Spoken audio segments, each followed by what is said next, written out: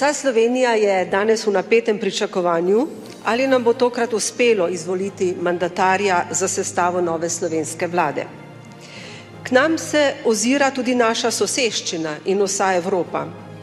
Če tudi tokrat domnevni trgovci z glasovi niso bili uspešni in upam, da niso, da je tole izmišljeno, bomo vsi poslanci držali dano besedo ter spoštovali odločitve naših najvišjih organov strank, potem bo mandatar izvoljen.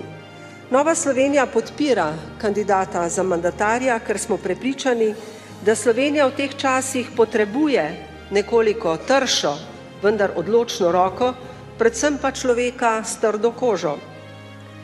Vsak od nas ima svojo predstavo idealnega politika in voditelja. Zato vem, da ima današnji kandidat veliko podpornikov in tudi kar nekaj nasprotnikov. V oceni o primernosti za mandatarja se bomo težko popolnoma poenotili. Prepričana sem, da je v teh časih veliko lažje biti v opoziciji, kot pa voditi vlado, ki napoveduje zategovanje pasov, korenite spremembe na vseh področjih, zmanjševanje javne porabe in državnega dolga. Ker bo to izredno težka naloga, se gospod Janša verjetno ne more najbolj veseliti in si želeti tega križa, ki mu ga bomo z izvolitvijo danes naložili.